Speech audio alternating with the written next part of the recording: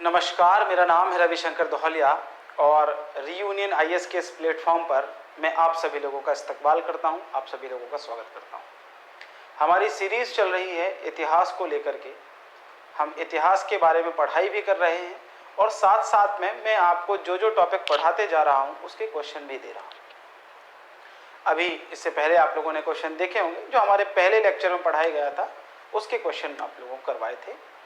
और अगर हम बात करें कि हम कहां तक पहुंच गए थे, तो हम बात कर रहे थे कि किस प्रकार से भारत में विभिन्न क्षेत्रों में जो आंदोलन है वो आंदोलन स्टार्ट होते हैं, आंदोलन प्रारंभ होते हैं। आंदोलन की पृष्ठभूमि पर भी चर्चा कर ली थी। उन्हीं आंदोलनों के क्रम में एक बहुत बड़ा आंदोलन होता है जो ब्रिटिश साम्राज्य की भारत में नींव को हिला करके रख देता है। उस आंदोलन का नाम है 1857 की क्रांति। और आज का हमारा जो टॉपिक है वह भी इसी शीर्षक के अंतर्गत है। आज हम लोग पढ़ने वाले हैं कि 1857 की क्रांति किन कारणों की वजह से हुई, क्या क्या उसकी प्रकृति रही, उसमें घटनाक्रम क्या क्या रहा और उसके परिणाम क्या निकले, है ना। इन सारी चीजों पर हम लोग चर्चा करेंगे। साथ ही इस बात पर भी चर्चा करेंगे कि 1857 की क्रांति का विस्तार किन किन क्षेत्रों में हुआ। तो चलिए हमारे टॉपिक को हम लोग स्टार्ट करते हैं। हम बात कर रहे हैं 1857 की क्रांति की। तो सबसे पहले 1857 की क्रांति का थोड़ा सा बैकग्राउंड समझ लेते हैं। ऐसे कौन से कारण थे, ऐसी कौन सी चीजें थी जिसकी वजह से क्रांति हुई। अगर आप लोग पुराने वीडियो लेक्चर्स आपने नहीं देखे हैं तो नीचे डिस्क्रिप्शन बॉक्स में आपको लिंक मिल जाएगी, आप पुराने लेक्चर्स देखिए तो आप इस योग्य हो जाएंगे कि चीजों को आप समझ पाएं। सबसे पहले तो समझते हैं हम लोग कि 1757 का जो प्लासी का युद्ध होता है, इस प्लासी के बाद अंग्रेज भारत में अपनी शोषणकारी और दमनकारी नीतियों को प्रारंभ कर देते हैं। इन दमनकारी नीतियों को 1764 में हुए बक्सर के युद्ध में और ज्यादा मान्यता मिल जाती है, यानी अंग्रेज जो है वो और ज्यादा स्ट्रॉन्ग होकर के उभरते हैं। तो उस हिसाब से ये लोग जो है वो शोषण करना शुरू करते हैं। फिर तेजी से ये भारत में उपनिवेशवाद की शुरुआत करते हैं और प्रशासनिक व्यवस्था में और आर्थिक व्यवस्था में कई सारे परिवर्तन करते हैं। ये प्रशासनिक व्यवस्था और आर्थिक व्यवस्था में जो परिवर्तन होते हैं, इनके कारण क्या होता है भाई, शोषण जो है ना, शोषण और तीव्र हो जाता है। अंग्रेज कई सारे पॉलिसीज लेकर के आते हैं, भाई भू राजस्व व्यवस्थाएं लेकर के आते हैं। हमारे जो उद्योग धंधे थे उन उद्योग धंधों को नष्ट कर दिया जाता है, ठीक है। और इसी क्रम में जो है वो हमारे देश में एक असंतोष पनपने लगता है, एक जो फीलिंग है डिससैटिस्फैक्शन की, वो फीलिंग पनपने लग जाती है। और इसी कारण जो है वो हमारे जो सिपाही हैं, भारतीय सिपाही, वो क्या करते हैं, अंग्रेजों के खिलाफ विद्रोह कर देते हैं। हालांकि ब्रिटिश कंपनी के तहत ही वो कार्य कर रहे थे, ब्रिटिश कंपनी के अंतर्गत ही काम कर रहे थे। तो आप देख रहे हैं कि लगातार देश में जन विद्रोह, जनजाति विद्रोह, कृषक विद्रोह हो रहे हैं। और इसी दौरान जो है वो 1857 की क्रांति का रूप में ये विद्रोह परिणत हो जाते हैं, ठीक है। इसकी शुरुआत एक सैन्य विद्रोह के रूप में हुई थी, लेकिन कालांतर में इसका स्वरूप बदल करके जनव्यापी हो जाता है। मतलब शुरू तो हुआ था ये एक सिपाही विद्रोह के रूप में, लेकिन ये सिपाही विद्रोह नहीं रह जाता है, बल्कि क्या हो जाता है, एक जनव्यापी विद्रोह बन जाता है। चलिए भाई, अब हम बात कर लेते हैं कि ये विद्रोह हुआ क्यों, इसके पीछे के कारण क्या थे।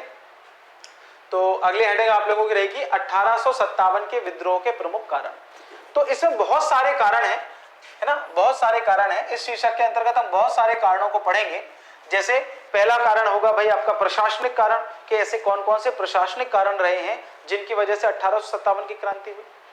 फिर आप लोग पढ़ेंगे राजनीतिक कारण, ऐसे राजनीतिक कौन कौन से कारण रहे, ब्रिटिश सरकार की ऐसी कौन कौन सी राजनीतिक गतिविधियां रही जिसकी वजह से 1857 की क्रांति हुई। इसके बाद हम इसके आर्थिक कारणों पर चर्चा करेंगे। इसके बाद हम इसके धार्मिक और सामाजिक कारणों पर चर्चा करेंगे, है ना। ये इंडिविजुअल क्वेश्चन भी पूछे जा सकते हैं, राइट। फिर हम बात करेंगे इसके सैन्य कारणों की और उसके पश्चात हम बात करेंगे इसके तात्कालिक कारणों की। तो हम देखेंगे कि इसमें कुल 6-7 शीर्षकों के अंदर हम इसके कारणों को बांटेंगे और उसके बाद हम इसको समझने की कोशिश करेंगे। तो पहला कारण आ जाता है इसका राजनीतिक कारण, आपका राजनीतिक कारण। तो राजनीतिक कारण में हम लोग समझेंगे कि भाई राजनीतिक कारणों में सबसे पहला कारण है सहायक संधि। इस पर हम चर्चा कर चुके हैं। लॉर्ड वेलेस्ली की जो सहायक संधि थी उसकी वजह से उन्होंने देशी राजाओं का शोषण करना शुरू कर दिया था, जमीनें हड़पनी शुरू कर दी थी। इसके बाद हम देखेंगे कि व्यपगत सिद्धांत इसका दूसरा, देखिए पहला कारण आ जाता है आपका सहायक संधि का, दूसरा आ जाता है डॉक्ट्रिन ऑफ लैप्स, व्यपगत सिद्धांत। तो इस व्यपगत सिद्धांत के कारण भी जो है वो लोगों में असंतोष की भावना जागी, लोगों में जो है बड़े बड़े राज्यों को हड़प लिया। अब उन राजाओं के साथ में जनता का इमोशनल कनेक्शन था, राजाओं का जनता के साथ में इमोशनल कनेक्शन था, तो वो जनता और राजाओं ने मिलकर के जो है वो विद्रोह को भड़काया, है ना। अच्छा, तो ये सारी बातें जो है इसमें हुई। अच्छा, इसके अलावा देखिए वैध उत्तराधिकारी ना के व्यपगत सिद्धांत के अंतर्गत किया जाता हड़प नीति। लॉर्ड डलहौजी ने तो हड़प नीति में मतलब इस तरीके की बातें करती थी कि भाई अगर किसी का कोई बच्चा नहीं है किसी राजा महाराजा का तो उसको जो है वो उसके साम्राज्य को हड़प लिया जाएगा। तमाम प्रकार की चीजें हुई। जैसे हम बात करेंगे 1855 में करौली राजस्थान को भी हड़प नीति के तहत हड़प लिया, पर बाद में जब बहुत ज्यादा समस्या आई और यूं कहूंगा कि बोर्ड ऑफ कंट्रोल ने जब इनको परमिशन नहीं दी तब इसको वापस करना पड़ा। और ऐसे ही हम बात करेंगे 1856 में अवध को हड़प लिया गया। अवध को कुशासन के आधार पर हड़पा गया था। कुशासन के आधार पर जो है मतलब आप ये कौन सी बात होती है भाई कि आप अपने घर का शासन अच्छे से नहीं चला पा रहे इसलिए आपका घर जो है वो हम हड़प लेंगे, तो ये तो कोई बात समझ में नहीं आती। इस तरीके की चीजें जो है वो बहुत सारी इसमें होने लगी। तो इन कारणों से जो है वो क्या हुआ, विद्रोह हुआ। आप देखेंगे जैसे आप देखेंगे कि झांसी को हड़प लिया गया तो झांसी की रानी लक्ष्मीबाई ने विद्रोह कर दिया। यूं ही मैं कहूंगा कि जैसे जो नाना साहब थे बाजीराव सेकंड जो है, बाजीराव सेकंड के दत्तक पुत्र थे नाना साहब, तो नाना साहब की पेंशन बंद कर दी। इस वजह से इन्होंने विद्रोहियों का साथ देना शुरू कर दिया, इन्होंने विद्रोह करना शुरू कर दिया। बेगम हजरत महल लखनऊ में अवध में जो है उन्होंने जो है वो विद्रोह करना शुरू कर दिया। तो ये तमाम जो राजनीतिक कारण है इनकी वजह से विद्रोह होने लगा। दूसरा हम लोग देखें एडमिनिस्ट्रेटिव रीजन या प्रशासनिक कारण, इसकी हम लोग बात करें तो अंग्रेजों की कई सारी जो नीतियां थी वो भेदभावपूर्ण थी। ये भारतीयों को प्रशासन और सेवाओं में जो है वो ज्यादा सम्मिलित नहीं होने देते थे, ज्यादा बड़ा पद नहीं देते थे। आप लोगों ने एक 36 सिख वाली मूवी देखी होगी केसरी, है ना। तो भारतीयों को जो है वो दोयम दर्जे का समझा जाता था, प्रशासन में उनको बहुत ज्यादा बड़ी पोस्ट नहीं मिलती थी। कभी भी बड़ी पोस्ट पे हमेशा अंग्रेज अधिकारी ही रहता था, ठीक है। तो ब्रिटिश अधिकारियों को ही हमेशा बड़ी उच्च पदों पर नियुक्त किया जाता था। भारतीयों को उच्च सेवाओं हेतु अयोग्य मानते थे। इन सभी से क्षुब्ध होकर भारतीयों में आक्रोश की भावना आ गई, है ना। भारतीय लोगों में क्या आ गई, आक्रोश की भावना आ गई, राइट। अंग्रेज न्याय के क्षेत्र में भी स्वयं को भारतीयों से उच्च मानते थे, ठीक है। किसी भी भारतीय को, भारतीय जज को जो है वो किसी ब्रिटिशर्स का मुकदमा सुनने का अधिकार नहीं था साहब। मतलब अंग्रेजों की न्याय प्रणाली जो थी वो भी पक्षपातपूर्ण थी। उसमें ब्रिटिशर्स के लिए अलग लॉ थे और भारतीयों के लिए कुछ अलग लॉ थे। तो इस तरीके की बातें जो है जब हो रही थी तो लोगों के अंदर जो है वो असंतोष का भाव जो है वो जागा। डलहौजी के द्वारा तंजौर और कर्नाटक के नवाब की उपाधियां भी जब्त कर ली गई। मतलब इनके जो टाइटल्स थे ना वो टाइटल तक जो है वो डलहौजी ने हड़प लिए। मुगल शासक बहादुर शाह को अपमानित कर दिया गया और नोटिस दे दिया गया था कि आपको लाल किला खाली करना पड़ेगा। यानी बहादुर शाह जफर जो है ना, जो अंतिम मुगल शासक था, मुगलों में जो अंतिम मुगल शासक था बहादुर शाह जफर, उसको अपमानित कर दिया गया, ठीक है। बहादुर शाह जफर को क्या कर दिया गया, अपमानित कर दिया गया और यहां तक कि उसे लाल किला खाली करने तक को भी कह दिया गया, ठीक है। तो लॉर्ड कनिंग के द्वारा घोषित किया गया कि बहादुर शाह का कोई भी उत्तराधिकारी मुगल सम्राट नहीं कहलाएगा। यानी बहादुर शाह के बाद कोई भी व्यक्ति मुगल सम्राट नहीं कहा जाएगा, ये बात भी घोषित कर दी गई। तो ये सारे कारण जो है वो प्रशासनिक कारणों में आते हैं जिनकी वजह से जो है वो 1857 की क्रांति हुई। अब हम लोग नेक्स्ट कारणों की अगर बात करें तो इसमें आ जाते हैं सामाजिक और धार्मिक कारण। अब सामाजिक और धार्मिक कारणों में ऐसे कौन कौन से कारण थे जिनकी वजह से 1857 का विद्रोह पनपा। देखिए भाई, सांस्कृतिक सुधार नीति लाई गई और पारंपरिक भारतीय संस्कृति को जो है वो हीन माना जाने लगा। अंग्रेज हीन भावना से भारतीय संस्कृति को देखने लगे, है ना। अच्छा, ऐसे बदलाव कर दिए गए कि समाज का रूढ़िवादी वर्ग जो है वो अंग्रेजों के खिलाफ खड़ा, मतलब जो भी समाज हमारे वर्ग था वो अंग्रेजों के खिलाफ खड़ा हो गया। और 1850 में एक नियम बनाया गया, धार्मिक निर्योग्यता अधिनियम।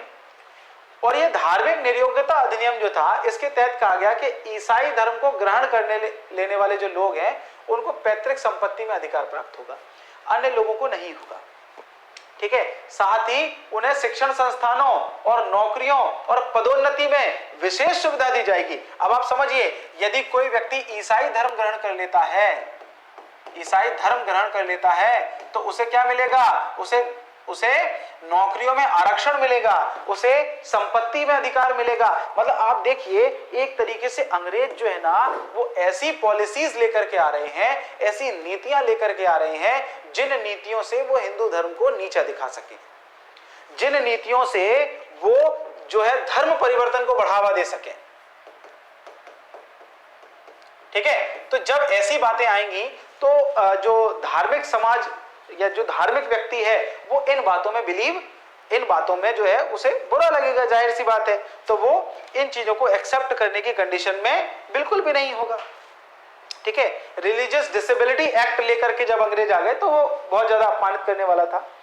इसमें एक और बात कही गई भाई कि जो बेरोजगार लोग थे, जो विधवाएं थी, जो अनाथ थे, इन लोगों को धर्म परिवर्तन करवाया गया। इन लोगों को जो है वो ऐसी चीजें की गई, देखिए बेरोजगारों को, विधवाओं को और अनाथों में धर्मांतरण कराया गया। इनको लालच दिए गए,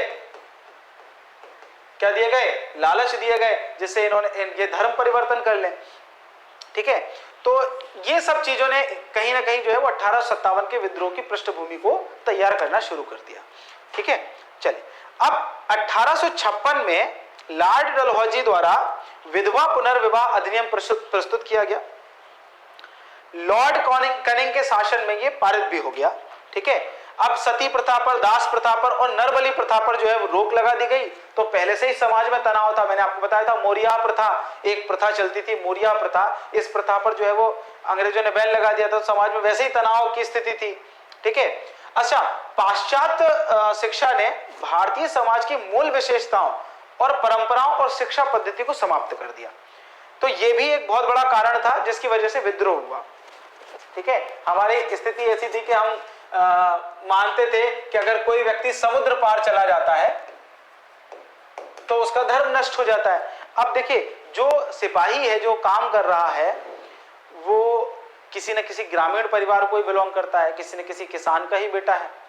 तो ऐसे में जब वो काम कर रहा है और उसे समुद्र पार करने का अधिकार जो है वो बाध्य कर दिया जाता है कि आप समुद्र पार करिए, तो ऐसे में कहीं ना कहीं जब वो गांव जाता है, गांव के लोगों से मिलता है, तो वो लोग उसे उसका धर्म नष्ट हो गया है, इस हीन भावना से देखते हैं बेसिकली। तो ये सारी परिस्थितियां जब समाज में होने लगी तो ये कहीं ना कहीं एक प्लॉट तैयार कर रही थी जिस पे 1857 की क्रांति हुई। और हम लोग बात करें आर्थिक कारणों की, तो आर्थिक कारणों में हम पिछले 2-3 दिनों से या 2-3 लेक्चर से हम लोग पढ़ रहे हैं। आर्थिक कारणों में आप देखेंगे जितनी भी एक्टिविटीज हैं, आप देखेंगे भू राजस्व व्यवस्था में इजारेदारी, स्थायी बंदोबस्त, रैयतवाड़ी, महालवाड़ी, जितनी भी व्यवस्थाएं अंग्रेजों की आई थी उन सभी में कहीं ना कहीं आर्थिक शोषण को बढ़ावा दिया। आर्थिक शोषण हुआ, इसके कारण किसान विद्रोह हो ही रहे थे। अब देखिए यहाँ पर किसान जो है, यहाँ पर जो किसान है उनसे अत्यधिक राजस्व वसूला जा रहा है और उधर इसी किसान का बेटा जो सेना में है उसका भी शोषण किया जा रहा है, उसको भी अपमानित किया जा रहा है, उसको भी छोटे दर्जे का माना जा रहा है।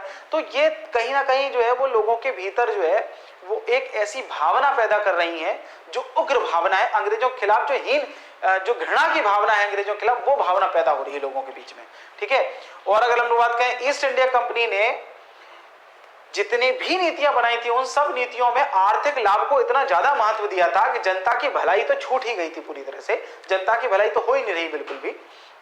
ठीक है, अच्छा, ये सब चीजें हो रही हैं और इन्हीं चीजों के साथ में जो है वो ऐसे नियम लागू कर दिए गए हैं भारतीय उद्योगों पर कि भारतीय उद्योग जो है वो पूरी तरह से चरमरा गए। लघु कुटीर उद्योग, सूती उद्योग, जितने भी उद्योग थे वो सब उद्योग चरमरा गए और इन उद्योग में काम करने वाले लोगों की आर्थिक स्थिति जो है वो अत्यंत दयनीय हो गई। इसके अलावा कहूं मैं तो जबरदस्ती भारतीय कृषि का वाणिज्यीकरण किया गया, कमर्शियलाइजेशन किया गया, तो भारत में खाद्यान्न संकट उत्पन्न हो गया। अब देखिए, इधर खाने के लिए रोटी नहीं है और अंग्रेज आपसे नील उगवा रहे हैं कि आप नील की खेती करिए, तो नील थोड़ी ना खा सकता है आदमी। अगर रोटी नहीं है, चावल नहीं है, गेहूं नहीं है, ऐसी परिस्थिति उत्पन्न हुई है और ऐसे में आप जबरदस्ती इंडिगो फार्मिंग करवा रहे हैं, तो कहीं ना कहीं विद्रोह होगा, राइट। चलिए नेक्स्ट अगर हम लोग बात करें सैन्य कारणों की, तो सेना की जो सेवा थी, इस सेवा में नस्लीय भेदभाव जो है वो बहुत ज्यादा बढ़ गया था। मैंने आपको बताया भी था, योग्य होने के बावजूद भी भारतीय सैनिक को अधिकतम सूबेदार के पद पर ही नियुक्त किया जा सकता था, मतलब उससे ज्यादा बड़े पद पर कभी भी भारतीय सैनिक जाते ही नहीं थे। अंग्रेज उच्च अधिकारी उनके साथ में बुरा बर्ताव करते थे, आपको पता है, आपने 36 केसरी वाली मूवी देखी होगी, ठीक है। तो अंग्रेज अधिकारी जो है वो बुरा बर्ताव करते थे साहब। सैनिकों में, सेना में सैनिकों का अनुपात बहुत ही विषमता पूर्वक था, जिसके कारण भी भारतीय सैनिकों का आक्रोश बढ़ा। लॉर्ड कैनिंग के समय में 1856 में सामान्य भर्ती सेवा अधिनियम पारित कर दिया गया और इस भर्ती सेवा अधिनियम के द्वारा क्या किया गया कि उन्हें किसी भी स्थान पर भेजा जा सकता था। मतलब यह डिसाइड हो गया था कि भारतीय सैनिकों को अब कहीं पर भी भेजा जा सकता है, किसी भी स्थान पर उन्हें भेजा जा सकता है। और मैंने आपको बताया कि समुद्र पार जाने पर क्या मान्यता थी कि आपका धर्म नष्ट हो गया, ठीक है। अच्छा, 1854 में एक अधिनियम पारित हुआ जिसका नाम था डाकघर अधिनियम। जब ये डाकघर अधिनियम पारित हुआ तो इसमें यह कहा गया कि जो सैनिक हैं ये भी अगर अपने घर पे चिट्ठी भेजते हैं तो उनको स्टैंप लगाना पड़ेगा। अब अभी तक क्या होता था कि जो सेना के लोग होते थे, सैनिक जो होते थे, वो लोग घर पे उन्हें फ्री सेवा मिलती थी, डाक की, डाक जो है वो फ्री भेज सकते थे, उनको उनके पैसे नहीं लगते थे। अब जब ये स्टाम्प लगाया गया, अंग्रेजों को इससे भी फायदा चाहिए था, तो भारतीय सैनिकों को ये लगा कि हमारे विशेष अधिकारों का हनन हुआ है, ठीक है। तो ये भी कहीं ना कहीं एक कारण था जिसकी वजह से विद्रोह की पृष्ठभूमि तैयार हुई। 1857 के विद्रोह के दमन करने के बाद ब्रिटिश सरकार ने भारतीय फौज को नवगठित किया, पुनः गठित किया, और पुनः गठित करने के लिए एक आयोग बनाया था जिसका नाम था पील आयोग। ये कई बार क्वेश्चन पूछा जाता है कि जो पील आयोग है उसका संबंध कैसे है, तो पील आयोग जो है उसका संबंध जो है वो कैसे है, सेना के नवगठन से। 1857 की क्रांति के बाद भारतीय सेना का पुनर्गठन किया गया था, तो उससे संबंधित है पील आयोग, ठीक है। कौन सा आयोग है भाई? पील आयोग, ठीक। चलिए भाई नेक्स्ट हम समझने की कोशिश करते हैं। सैन्य कारण हो गए हैं हमारे। सैन्य कारण के बाद हम लोग देखेंगे तो तात्कालिक कारण, है ना, एक प्रमुख बात जो आ रही है वो आ रही है तात्कालिक कारण की।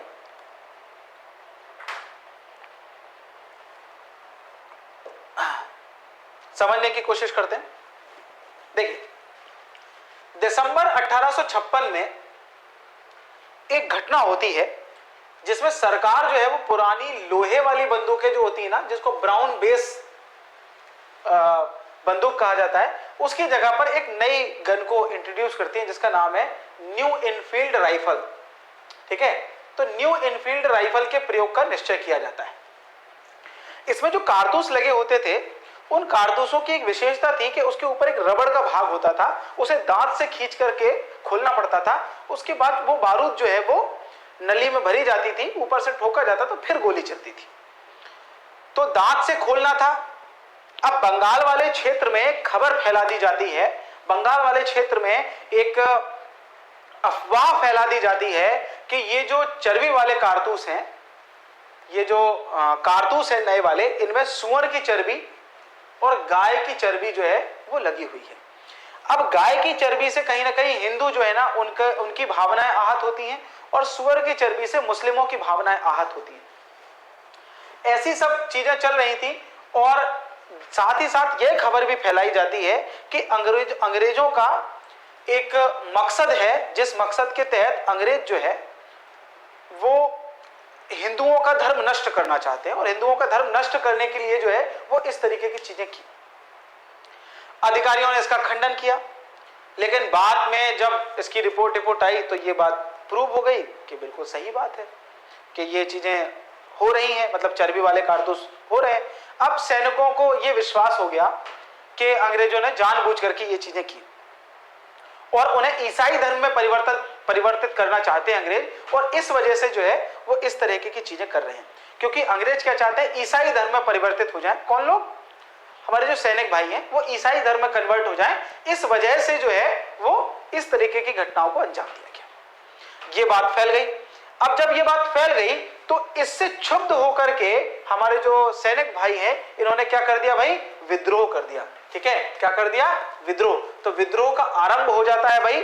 जब विद्रोह का आरंभ होता है तो विद्रोह के आरंभ में पहली घटना जो होती है वो 29 मार्च 1857 को होती है। 34वीं रेजिमेंट बैरकपुर के एक सैनिक है मंगल पांडे। तो ये जो मंगल पांडे भाई साहब है, ब्राह्मण आदमी है, इन्होंने सबसे पहले विद्रोह कर दिया है ना, और इन्होंने अपने सैन्य अधिकारी लेफ्टिनेंट बाग और मेजर सार्जेंट की गोली मार करके हत्या कर दी, क्योंकि इनको लगा कि भाई हमारा जो ब्राह्मण धर्म है इस धर्म का जो है वो क्या कर दिया गया है, उल्लंघन कर दिया गया है, और हमें ईसाई में कन्वर्ट करने की साजिश की गई। हमारे साथ में जो है वो अंग्रेजों ने धोखा किया है, और इस वजह से क्षुब्ध होकर के ये क्या कर देते हैं, गोली मार देते हैं 29 मार्च को 1857 में।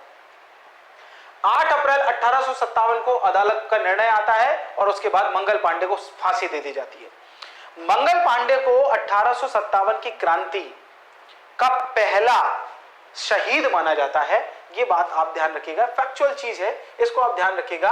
1857 की क्रांति का पहला शहीद जो है वो किसे माना जाता है, मंगल पांडे को माना जाता है साहब। और अगर मैं बात करूं तो यही बात आगे बढ़ती है। अप्रैल की बात थी, अब मई आ जाती है जब, तो 10 मई के दिन मेरठ की छावनी में जो भारतीय सैनिक होते हैं वो चर्बी युक्त कारतूस जो है उसके प्रयोग को मना कर देते हैं। साथ ही साथ यह भी स्थिति होती है कि उन्हें गिरफ्तार कर लिया जाता है और उन्हें जो है वो बंदी गृह में डाल दिया जाता है।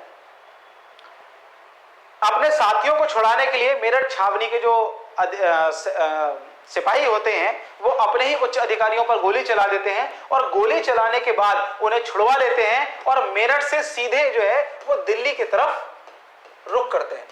यही मेरठ की छावनी से आए हुए सिपाही पहुंचते हैं किसके पास, उस समय के बहादुर, हमारे जो मुगल सम्राट थे बहादुर शाह जफर, जो जफर के नाम से शायरियां लिखते थे, उन जफर के पास पहुंचते हैं और उन्हें अपना नेता घोषित कर देते हैं। कहते हैं कि भाई आप हमारे बादशाह हैं, आप हमारे नेता हैं, और आप हमें गाइड करें कि हम किस तरीके से लड़ेंगे। बुजुर्ग जफर जो है वो, क्योंकि उन्हें लाल किला खाली करने का आदेश भी मिल चुका था, वो विद्रोहियों का साथ देते हैं और कहते हैं कि भाई हम सांकेतिक नेतृत्व आपको दे पाएंगे, बाकी आप लोग काम करिए, क्योंकि अब हमारी वो अवस्था भी नहीं रह गई है। ठीक है भाई, तो यहां से जो है वो विद्रोह की शुरुआत हो जाती है।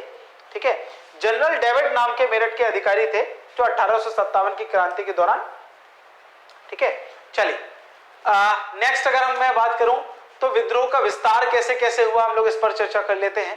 पहली चर्चा करते हैं हम लोग दिल्ली पर, कि दिल्ली में विद्रोह का विस्तार कैसे हुआ।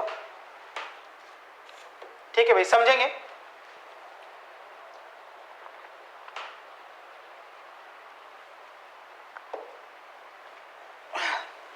माफ कीजिएगा, 10 मई 1857 को मेरठ की छावनी में जो भी हुआ था, विद्रोह शुरू हो गया।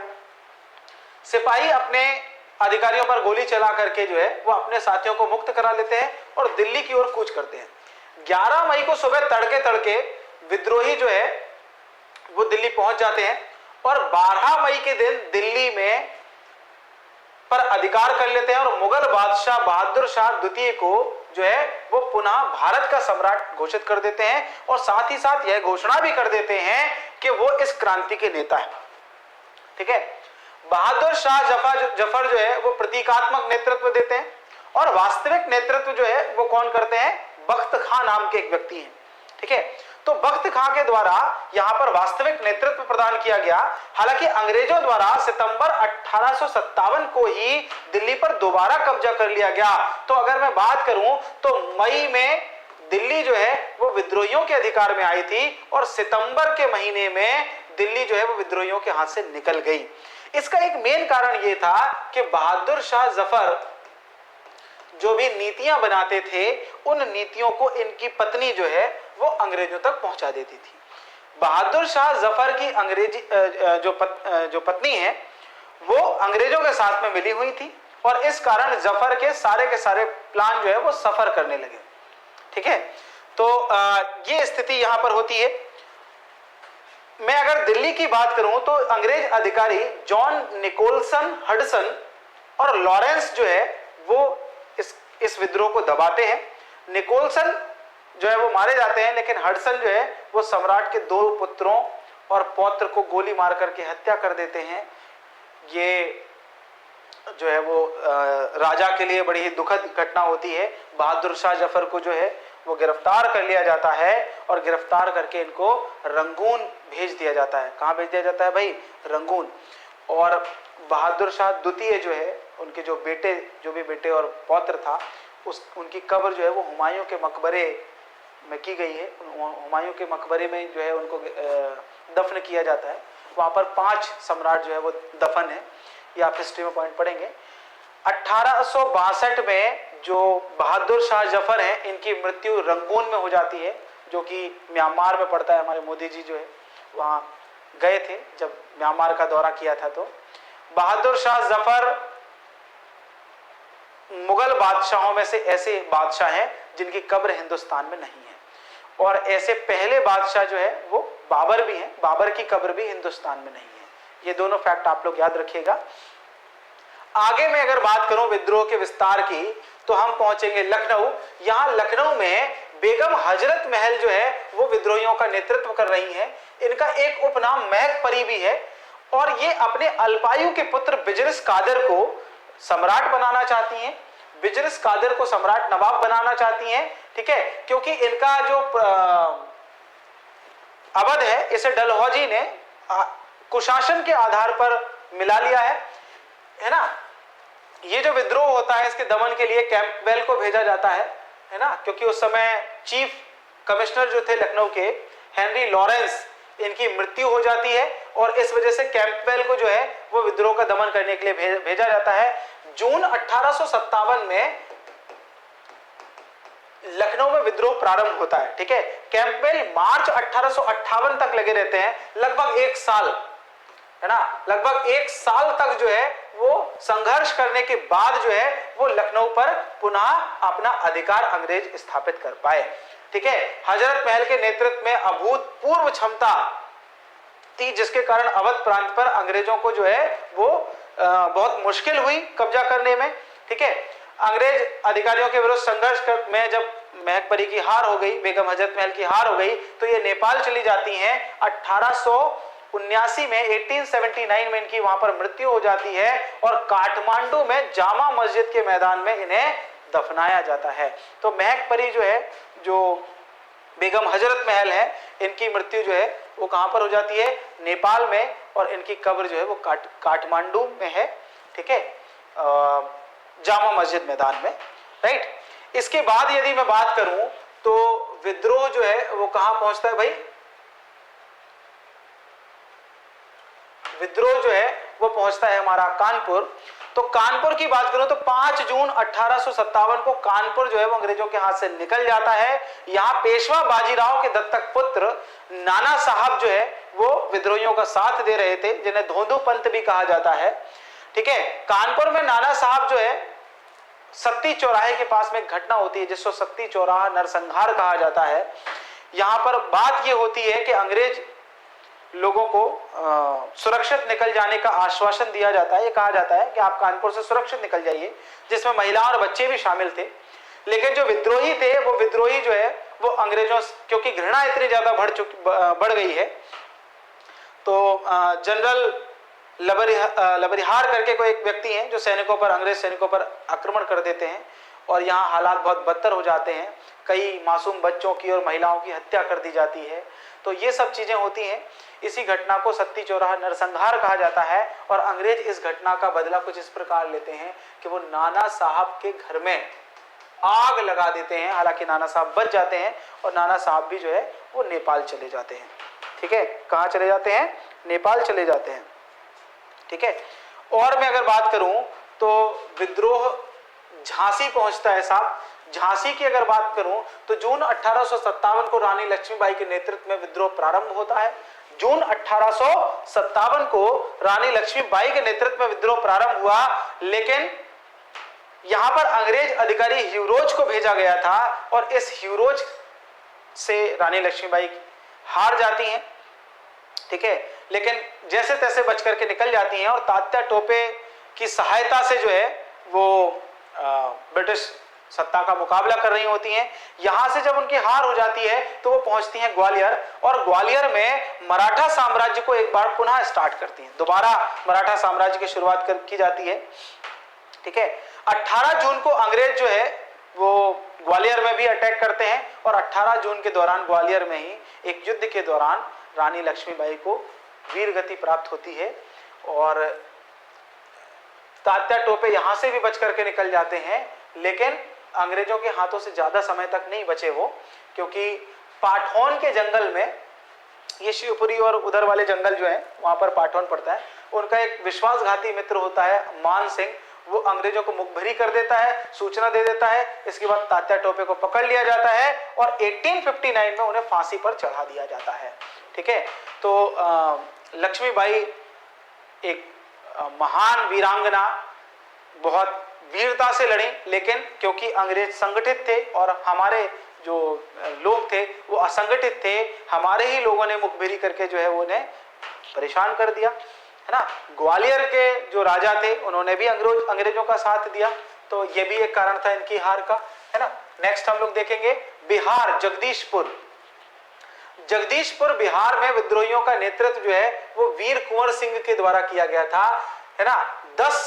70 वर्ष की आयु, 10 वर्ष नहीं भाई, 70 वर्ष की आयु में जो है वो एक अभूतपूर्व साहस के साथ और पराक्रम के साथ अंग्रेजों के साथ में लोहा ले रहे थे। उनके पास साधन भी कम थे, संसाधन भी कम थे, लोग भी कम थे, लेकिन साहस और वीरता की कोई कमी नहीं थी, जिसके कारण अंग्रेजों से वो बराबर लोहा लेते रहे। छापा मार पद्धति का प्रयोग करके जो है उन्होंने अंग्रेजों को बार बार और लगातार कई बार हराया, है ना। जब कुंवर सिंह अपनी सेना के साथ में शिवपुरी घाट को पार कर रहे थे तभी वहां पर अंग्रेज पहुंच जाते हैं, अंधाधुंध गोलियां चलाते हैं, वीर कुंवर सिंह को भी गोली लग जाती है ना। वो पहुंच जाते हैं पर रक्तस्राव, जगदीशपुर तो पहुंच जाते हैं लेकिन रक्तस्राव ज्यादा हो गया था, इस वजह से इनकी मृत्यु हो जाती है, ठीक है। इनकी मृत्यु के पश्चात इनके भाई अमर सिंह ने भी इस विद्रोह का दमन जो है उसको शुरू किया, लेकिन विलियम टेलर और विंसेंट आयर नाम के दो अंग्रेज अधिकारी जो है वो इस विद्रोह को दबा देते हैं। विंसेंट आयर और विलियम टेलर नाम के जो दो अंग्रेज अधिकारी हैं वो इस विद्रोह को दबा देते हैं। और मैं अगर बात करूं तो फैजाबाद, ये लखनऊ के पास में ही पड़ता है फैजाबाद, यहां पर अहमदुल्लाह ने विद्रोहियों का नेतृत्व किया। 1857 की क्रांति के दौरान साधुओं, फकीरों, सिपाहियों, चौकीदारों के जरिए रोटी और कमल के फूल का फेरा लगाया जाता था, ये इन्हीं की युक्ति थी। ये अहमदुल्लाह जो है ना, देखिए क्वेश्चन कई बार पूछा गया है कि एक जगह से दूसरी जगह संदेश पहुंचाने के लिए रोटी, कमल के फूल का प्रयोग किया जाता था, है ना। तो ये इन्होंने, अहमदुल्लाह साहब ने ये जुगाड़ निकाली थी, ठीक है भाई। ये लगातार जो है वो विद्रोह कर रहे हैं। इन्हें नवकार शाह और डंकार शाह के नाम से भी जाना जाता है, ठीक है। इन्होंने उस दौरान हिंदू मुस्लिम एकता स्थापित करने का प्रयास किया, ठीक है। 19 फरवरी 1858 को जनता जो है वो इन्हें जेल से मुक्त करा लेती है, क्योंकि इनको मुस्लिम पकड़ करके जो है अंग्रेज पकड़ कर जेल में डाल देते हैं। अंग्रेज इनके ऊपर 50,000 का इनाम लगा देते हैं, ठीक है। 15 जून 1858 को राजा जगन्नाथ सिंह के भाई बलदेव सिंह ने धोखे से इन पर गोली चला दी और इनको जो है इनका जो है सिर काट लिया गया और अंग्रेज अधिकारियों ने इनके सिर को जो है वो कोतवाली के दरवाजे पे लटकाया था। मतलब आप समझिए, लालच के कारण जो है वो राजा जगन्नाथ सिंह के छोटे भाई जो है बलदेव सिंह, इनका सर काट लेते हैं और अंग्रेजों को सौंप देते हैं और अंग्रेज अधिकारी द्वारा इनका सिर कोतवाली के दरवाजे पर लटका दिया गया था। मतलब कितनी क्रूर घटना की गई अंग्रेजों के द्वारा, है ना। तो ये फैजपुर का था। इलाहाबाद और बनारस की बात करें तो यहाँ पर लियाकत अली के द्वारा जो है वो नेतृत्व संभाला गया, है ना। इलाहाबाद के क्रांतिकारियों ने खुद ही इन्हें कमान सौंपी थी, ठीक है। ये अब कोतवाली को लूट लेते हैं, कोतवाली में अपना परचम जो है वो लगा देते हैं, तमाम सैनिक, अंग्रेज सैनिक अधिकारी जो है उनको मार डालते हैं, ठीक है। इन्होंने खुसरो बाग को क्रांति का केंद्र बनाया था। इलाहाबाद में जो है वो जहांगीर के जो बड़े बेटे थे खुसरो को दफनाया गया है, उसी जगह को खुसरो बाग कहा जाता है। तो उसको जो है वो एक क्रांति का केंद्र बनाते हैं और एक पैरेलल गवर्नमेंट, समानांतर सरकार बना लेते हैं, ठीक है। अच्छा, ये सब इनकी हुकूमत को दबाने के लिए अंग्रेजी सेना आई, ठीक है। उसने कई क्रांतिकारियों को मौत के घाट उतार दिया। यहाँ पर कर्नल नील को जो है वो विद्रोह का दमन करने की जिम्मेदारी सौंपी गई थी, ठीक है। और क्रांतिकारी जो है अंग्रेज इस जगह को जो है वो दबा देते हैं, इस विद्रोह को दबा देते हैं। लेकिन ये जो हमारे लियाकत अली साहब हैं, ये भागने में सफल रहते हैं। बहुत साल, लगभग मुंबई चले जाते हैं, मुंबई जा रहे होते हैं, तब इन्हें जो है वो पकड़ लिया जाता है मुंबई में और फिर इन्हें अंडमान निकोबार भेज दिया जाता है, काला पानी की सजा दे दी जाती है इनको, ठीक है। तो ये बनारस और इलाहाबाद का विद्रोह रहा। और अगर मैं बात करूं तो बरेली में खान बहादुर खान नाम के व्यक्ति जो है वो विद्रोह को नेतृत्व देते हैं, ठीक है। और इस विद्रोह का दमन भी किसके द्वारा किया गया था? कैंपबेल। ये कैंपबेल वही है जो इलाहाबाद अवध का विद्रोह जिन्होंने दबाया था। 1857 में बरेली की जनता के द्वारा खान बहादुर खान को बरेली का नवाब घोषित कर दिया जाता है, जिसके बाद लगभग 1 साल तक ये बरेली पर अपनी हुकूमत चलाते हैं। लेकिन मई 1858 में अंग्रेजों द्वारा बरेली पर कब्जा कर लिया जाता है, जहां से खान बहादुर नेपाल चले जाते हैं। लेकिन नेपाल के तत्कालीन राजा जो है जंग बहादुर इन्हें हिरासत में लेकर के अंग्रेजों को सौंप देते हैं और बाद में अंग्रेज इन्हें फांसी दे देते हैं, फांसी की सजा दे देते हैं। और अगर मैं बात करूं राजस्थान की, तो राजस्थान में क्रांति का जो केंद्र था वो कोटा था और यहां पर नेतृत्व जयदयाल और हरदयाल नाम के 2 लोगों ने किया था, ठीक है। यहां पर कोटा के राजा महाराव थे, ये अंग्रेजों के समर्थक थे, यानी कोटा के जो राजा हैं महाराव, ये अंग्रेजों के समर्थक हैं। लाला जयदयाल दरबार में उनके में वकील हुआ करते थे और छोटे भाई हरदयाल जो है वो महाराव की सेना में अधिकारी थे, ठीक है। क्रांतिकारियों द्वारा इन्हें अपना सेनापति घोषित कर दिया गया और मार्च 1857 में अंग्रेज सैनिकों ने कोटा को घेर लिया और अंग्रेजों की सेना का नेतृत्व जनरल रॉबर्टसन ने किया था। ये बात भी आपको ध्यान रखनी है, किसने किया था भाई? रॉबर्टसन ने। अंग्रेजी सेना का जब लड़ाई हो रही थी तो लाला हरदयाल जो है वो गंभीर रूप से घायल हो जाते हैं और वीर गति को प्राप्त हो जाते हैं, ठीक है। और उसी दौरान जो है जयदयाल जो है वो सन्यासी होने का निर्णय ले लेते हैं। जब हार जाते हैं तो ये सन्यासी बन जाते हैं, लेकिन अंग्रेज इन्हें पकड़ लेते हैं, इन पर मुकदमा चलाया जाता है और अंततः इन्हें फांसी दे दी जाती है, ठीक है। नेक्स्ट अगर बात करूं असम, तो यहां पर भी विद्रोह हुआ। यहां पर विद्रोह की शुरुआत जो है वो रामदत्त बरवा तथा मणिराम दीवान के द्वारा की गई थी। Maniram British east India company में कार्यरत थे। समझ लो जरा इनकी कहानी।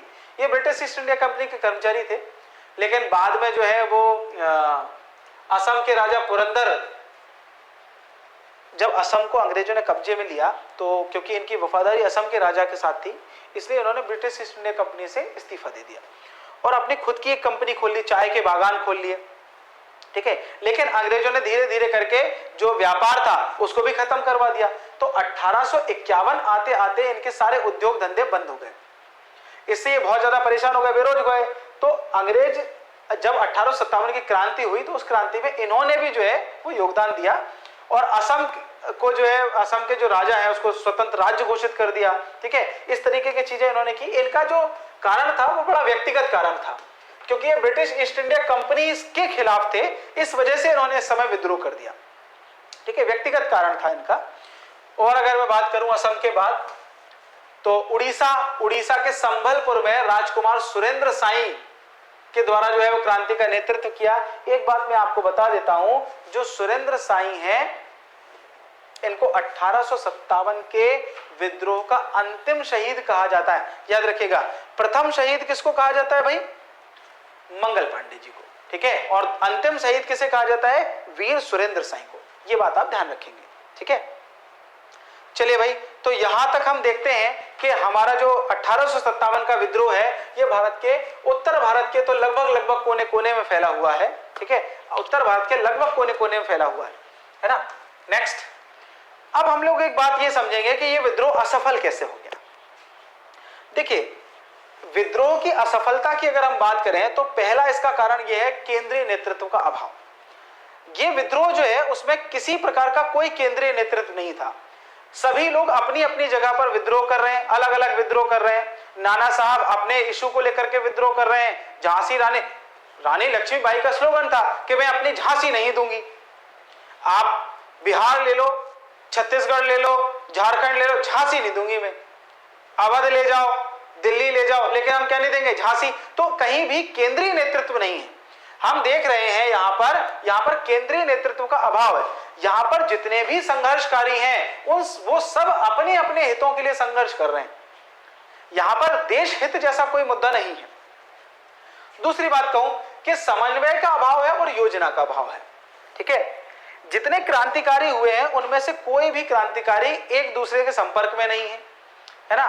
एक ही दिन घटनाओं को अंजाम नहीं दे रहे हैं। भाई देखिए, एक जगह विद्रोह हो रहा है जून 1857 में, एक जगह हो रहा है भाई जुलाई में, एक जगह हो रहा है अगस्त में, एक जगह हो रहा है सितंबर में। तो आप अलग अलग महीनों में अगर विद्रोह करें तो अंग्रेजों को उस विद्रोह को दबाने में सहूलियत होगी। आप बात को समझिए, अंग्रेजों के पास छोटी सेना है, वही सेना यहां भेज देते हैं, वही सेना यहां भेज देते हैं, वही सेना यहां भेज देते हैं। लेकिन अगर आप एक ही दिन विद्रोह करें तो एक ही दिन विद्रोह करेंगे तो फिर अंग्रेजों के पास तो विकल्प ही नहीं बचेगा ना, एक ही जगह संभाल पाएगी वो सेना, है ना। तो विद्रोह का अलग अलग जगह पर और अलग अलग टाइम पीरियड पर होना भी इसका एक बड़ा कारण है, जिस कारण से जो है वो ये विद्रोह असफल हो रहा है।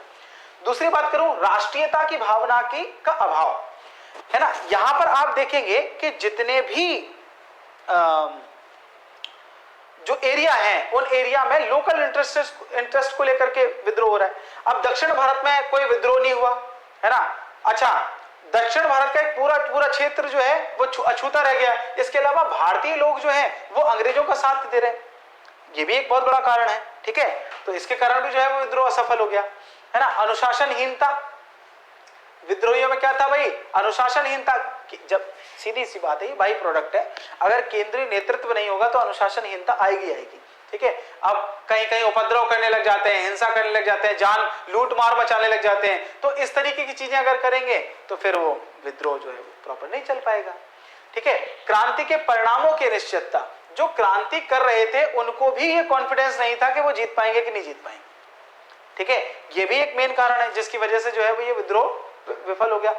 अधिक जो विद्रोही थे उनके पास सीमित संसाधन थे, अंग्रेजों के पास असीमित संसाधन थे। अंग्रेजों के पास पैसा है, लेटेस्ट वेपन है, हमारे पास नहीं है। तो ये भी एक बड़ा कारण है। इसके अलावा अगर मैं अन्य कारणों की बात करूं तो आप देखेंगे कि हमारे देश में नेताओं की गुटबंदी, जो भी लीडर थे उनमें आपसी एकता का अभाव था, गुटबंदी थी उनमें। ठीक है, इन्होंने संगठन का आधार कमजोर कर दिया। अच्छा, इसके अलावा विद्रोहियों के पास किसी प्रकार की कोई ठोस रणनीति नहीं थी।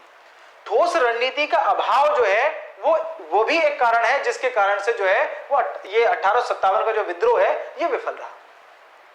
देसी रियासतों के राजाओं के द्वारा अंग्रेजों का समर्थन किया जाना, बिल्कुल सही बात है, कारण है ही, बड़ा कारण है ये तो। ठीक है, अच्छा, अब अगर मैं बात करूं इस विद्रोह के महत्व की, तो भाई महत्व इसका बहुत है। क्यों भाई महत्व है? क्योंकि ये क्रांति जो है ना वो कम समय में अंग्रेजों के लिए बड़ी नुकसानदायक थी।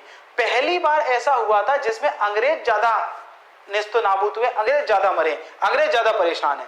ठीक है, संसाधन कम होने के बाद भी पराक्रम कम नहीं था। संसाधन कम थे, पराक्रम कम नहीं था। लोगों के भीतर जो है वो एक अद्वितीय नेतृत्व क्षमता जो है उसने डेवलप की।